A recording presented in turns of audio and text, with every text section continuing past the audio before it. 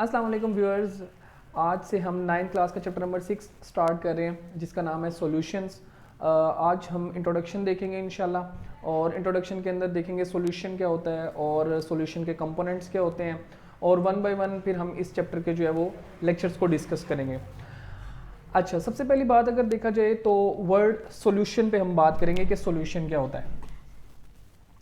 Solution जो है वो सिंपल, हमने ये आपको मैंने बताया था, ये जो चैप्टर नंबर 1 के अंदर हमने एक आर्टिकल पढ़ा था मिक्सचर का, तो हमने ये बात की थी कि मिक्सचर जो है वो हमारे दो तरह के होते हैं, एक होमोजीनस मिक्सचर और दूसरा जो है वो हेट्रोजीनस मिक्सचर। तो वो जो होमोजीनस मिक्सचर होता है, उस होमोजीनस मिक्सचर को हम एक दूसरा नाम दे देते हैं सॉल्यूशन का। वहाँ पे उस लेक्चर के अंदर मैंने बड़ी डिटेल में बताया था कि होमोजीनस क्या होता है। यहाँ पे भी उसको ब्रीफ सा जो है वो बता देते हैं। होमो का मतलब होता है सेम और जीनस का मतलब होता है टेक्सचर, यानी ऐसा मिक्सचर जिसके अंदर, मिक्सचर आपको पता है दो या दो से ज़्यादा चीज़ों के मिलने से बना होता है। अब जो दो चीज़ें आपस में मिली हैं, उन दोनों के मिलने के बाद जो एक नई चीज़ बनी है, उसमें वो पहले वाली दो चीज़ें, यानी जो आपने स्टार्ट में जो दो चीज़ें मिलाई थी, वो दोनों चीज़ों में फ़र्क वाजे ना हो सके, यानी वो एक ही चीज़ लग रही हो। तो इस तरह के मिक्सचर को हम लोग नाम देते हैं होमोजीनस मिक्सचर, और होमोजीनस मिक्सचर को ही हम लोग नाम देते हैं सॉल्यूशन का। तो हम डेफिनेशन इस तरह करते हैं कि दो या दो से ज़्यादा सब्सटेंस जब आपस में मिलती हैं, उनके दरमियान कोई केमिकल रिएक्शन नहीं हो रहा, विदाउट एनी केमिकल रिएक्शन, और उनके दरमियान कोई रेशो भी नहीं है, बगैर किसी रेशो के आपस में मिल रही हैं, यानी हम इसको फिजिकल मिक्सिंग भी नाम देते हैं। यानी जब दो या दो से ज़्यादा चीज़ें आपस में मिल रही हैं, तो वो मिलने के बाद जो एक नई चीज़ बना देती हैं, उसको हम लोग नाम देते हैं मिक्सचर का। जैसे जनरल सी एग्जांपल मैं आपको दूं तो घर में आप लोग एक गिलास के अंदर पानी लें और पानी के अंदर थोड़ी सी चीनी डाल लें और चीनी को डाल के मिक्स करें, तो आपके पास जो चीज़ बनेगी हम कहेंगे ये आपके पास मिक्सचर है। अब वो मिक्सचर को अगर आप देखें तो चीनी और पानी के दरमियान कोई फ़र्क नहीं लग रहा होगा, वो आपको ऐसे लग रहा होगा एक ही चीज़ है। तो अगर इस तरह का मिक्सचर मौजूद है तो इस तरह के मिक्सचर को हम लोग होमोजीनस मिक्सचर का नाम देते हैं, और उसी होमोजीनस मिक्सचर के लिए वर्ड इस्तेमाल कर देते हैं हम लोग सॉल्यूशन का। तो ये बेसिकली जनरल सी डेफिनेशन अगर करना चाहें अकॉर्डिंग टू बुक, तो हम ये कहेंगे solution is a homogeneous mixture of two और मोर सब्सटेंसेस। सब्सटेंस का लेक्चर भी चैप्टर नंबर 1 के अंदर हमने डिस्कस किया था। यहाँ पे आपको जो है वो डिस्क्रिप्शन के अंदर लिंक भी मिल जाएगा, अगर आप देखना चाहते हैं तो वहाँ पे आप सब्सटेंस का लेक्चर भी देख सकते हैं। अच्छा, इसके आगे जो आपके पास सॉल्यूशन है, ये सॉल्यूशन के दो हिस्से होते हैं बेसिकली। कंपोनेंट ऑफ सॉल्यूशन जो है वो दो होते हैं। कंपोनेंट ऑफ सॉल्यूशन, तो कंपोनेंट जो है इसके अंदर अगर बात की जाए तो एक सॉल्यूशन का जो हिस्सा होता है उसको हम लोग नाम देते हैं सोल्यूट का, और जो दूसरा हिस्सा होता है उसको हम लोग नाम देते हैं सॉल्वेंट का।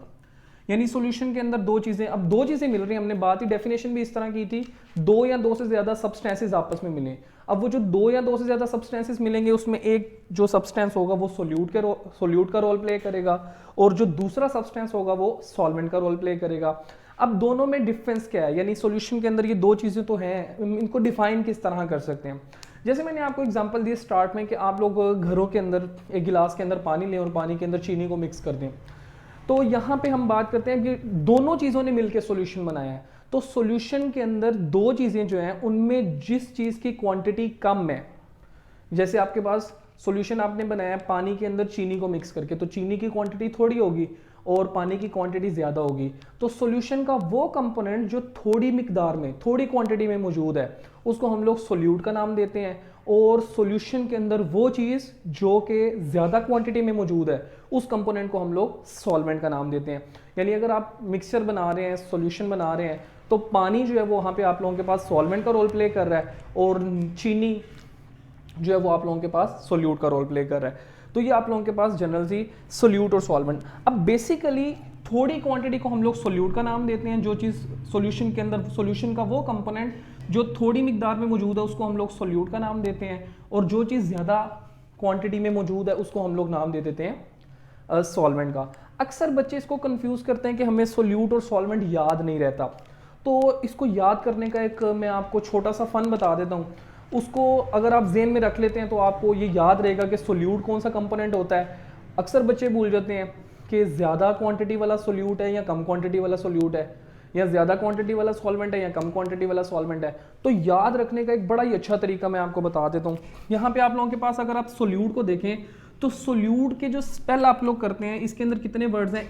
SOLUTE, 1 2 3 4 5 6, यानी सोल्यूट के स्पेलिंग के अंदर 6 वर्ड्स हैं अल्फ़ाबेट्स के। और अगर आप सॉल्वेंट के स्पेलिंग करने की कोशिश करें तो इसके अंदर SOLVENT, 1 2 3 4 5 6 7, इसके वर्ड हैं 7। तो आप नाम अगर याद रख लेते हैं तो नाम के स्पेलिंग के अंदर जिसके अल्फ़ाबेट्स ज़्यादा हैं वो सॉल्यूशन के अंदर ज़्यादा क्वांटिटी में पाया जाएगा, और जिसके नाम के स्पेलिंग के अंदर अल्फ़ाबेट्स कम है वो सॉल्यूशन के अंदर थोड़ी क्वांटिटी में पाया जाएगा। तो अब हम डेफिनेशन करते हैं कि the component of A solution which is present in small quantity या स्मॉल अमाउंट, उसको हम लोग नाम देते हैं सोल्यूट का, और the component of A solution which is present in large amount is called solvent. तो मुझे उम्मीद है कि आपको सोल्यूट और सॉल्वेंट का आइडिया भी क्लियर हो गया होगा, और अब आपको ये भूलेगा नहीं कि कम क्वांटिटी वाले को सोल्यूट कहते हैं या ज़्यादा क्वांटिटी वाले को सोल्यूट कहते हैं। अच्छा, इसके बाद सोल्यूशन की मुख्तलिफ टाइप्स हैं। सबसे पहले अगर हम बात करते हैं तो एक चीज़ आती है एक्वस सोल्यूशन। एक्वस सोल्यूशन हम किस चीज़ को नाम देते हैं? एक्वस सोल्यूशन, केमिस्ट्री के अंदर जो वर्ड है ना एक्वा का वर्ड इस्तेमाल होता है पानी के लिए। तो एक्वस सोल्यूशन ऐसा सोल्यूशन होगा अगर आप किसी भी चीज़ को पानी के अंदर मिक्स करके कोई सोल्यूशन तैयार कर रहे हैं, यानी उस सोल्यूशन के अंदर सॉल्वेंट जो है वो वाटर है, तो ऐसे सोल्यूशन को हम लोग जो है वो एक्वस सोल्यूशन का नाम देंगे। अब एक बात और याद रखनी है कि सोल्यूशन के अंदर 2 कंपोनेंट्स हैं, एक सोल्यूट और दूसरा सॉल्वेंट। सॉल्यूशन के अंदर सॉल्वेंट हमेशा एक ही होगा, लेकिन सोल्यूट एक से ज़्यादा हो सकते हैं। जैसे मैं आपको कहता हूँ कि आप जो है वो जामे शीरी शरबत बनाने लगे, तो क्या करेंगे, आप पानी लेंगे और पानी लेने के बाद उसके अंदर क्या करेंगे, नमक, थोड़ा सी चीनी डाल देंगे और शरबत मिला देंगे, अब वो मिक्सचर बन गया। अब इस सॉल्यूशन के अंदर अगर आप देखें तो 3 चीज़ें हैं, पानी भी है, शरबत भी है और चीनी भी है। अब शरबत और चीनी जो है वो थोड़ी क्वांटिटी में मौजूद है और पानी ज़्यादा क्वांटिटी में है, तो आपके पास पानी जो है वो सॉल्वेंट है और बाकी शरबत और चीनी जो है ये आप लोगों के पास सोल्यूट का रोल प्ले कर रहा है। इसी तरह गर्मियों के अंदर लेमोनेड बनता है, स्कंजी बनती है घरों के अंदर, उसके अंदर आप देखें लेमन भी होता है, उसके अंदर चीनी भी होती है, उसके अंदर नमक भी होता है, उसके अंदर पानी भी होता है। तो सबसे ज़्यादा क्वांटिटी में उसके अंदर होता है पानी, तो पानी सॉल्वेंट का रोल प्ले करता है। और बाकी आप लोगों के पास जो है वो लेमन आप लोग जो है उसके अंदर डाल रहे हैं, उसके अंदर चीनी डाल रहे हैं, उसके अंदर जनाब नमक डाल रहे हैं, तो बाकी सारी की सारी चीज़ें जो है वो आपके पास सोल्यूट के तौर पे एक्ट करेंगे। तो सॉल्यूशन के अंदर सॉल्वेंट हमेशा एक होगा और सोल्यूट जो है वो एक से ज़्यादा हो सकते हैं। अब उसी तरह एक्वस सॉल्यूशन आपको समझ आ गया होगा कि अगर आप लोग किसी भी चीज़ को पानी के अंदर मिक्स करके सॉल्यूशन बना रहे हैं तो वो आपके पास एक्वस सॉल्यूशन। अब आपका एक क्वेश्चन होगा क्या कि पानी के अलावा भी कोई सॉल्यूशन होता है? तो बिल्कुल होता है जनाब। इसके अंदर सॉलिड के अंदर भी सॉल्यूशंस होते हैं। उसके बाद जो है वो आपके पास जैसे एयर है, एयर आपके पास एक सॉल्यूशन है। आपको पता है कि हवा के अंदर सबसे ज़्यादा, हवा के अंदर मुख्तलिफ गैसेज होती हैं, उसके अंदर आप लोगों के पास नाइट्रोजन भी होती है, उसके अंदर ऑक्सीजन भी होती है, कार्बन डाइऑक्साइड भी होती है, मुख्तलिफ किस्म की आपके पास जो है वहाँ पे नोबल गैसेज भी होती हैं। तो ये सारी की सारी गैसेज मिलके आप लोगों के पास आपका एटमॉस्फेयर बना रही होती हैं। लेकिन सबसे ज़्यादा क्वांटिटी में एयर के अंदर आपके पास नाइट्रोजन है, ऑलमोस्ट 78%, और बाकी सारी गैसेज की क्वांटिटी जो है वो इतनी नहीं है। तो ये वाली गैस जो है एटमॉस्फेयर के अंदर या एयर के अंदर सॉल्वेंट का रोल प्ले करेगी और बाकी सारी की सारी चीज़ें आप लोगों के पास सोल्यूट का रोल प्ले करेंगी। इसी तरह आप लोगों के पास कुछ ऑर्गेनिक सॉल्वेंट्स होते हैं, जैसे आपके पास कार्बन टेट्राक्लोराइड है, क्लोरोफॉर्म है। इसके अंदर ऑर्गेनिक सब्सटेंसेस जो है वो पानी के अंदर डिसॉल्व नहीं होते, और अगर आप इसको डिसॉल्व करवाना चाहते हैं तो आपको कोई ऑर्गेनिक सॉल्वेंट चाहिए होगा, जैसे क्लोरोफॉर्म है, कार्बन टेट्राक्लोराइड है, अल्कोहल है, इस तरह की चीज़ें इस्तेमाल होती हैं। तो उम्मीद है कि यहाँ तक आपको ये चीज़ें क्लियर हो गई होंगी कि सॉल्यूशन क्या है, सोल्यूट क्या है, सॉल्वेंट क्या है और आपके पास एक्वस सॉल्यूशन क्या है। ये आज के लेक्चर का इंट्रोडक्शन था। इससे नेक्स्ट लेक्चर के अंदर हम बात करेंगे कि सॉल्यूशन की मुख्तलिफ टाइप्स कौन सी हैं, सैचुरेटेड सॉल्यूशन क्या होता है, अनसैचुरेटेड सॉल्यूशन क्या होता है, सुपर सैचुरेटेड सॉल्यूशन क्या होता है, डाइल्यूट और कंसनट्रेटेड सॉल्यूशन, ये इंशाल्लाह नेक्स्ट लेक्चर के अंदर बात करेंगे।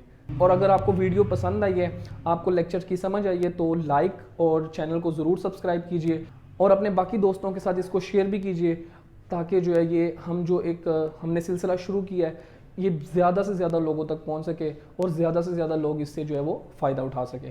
Thank you so very much.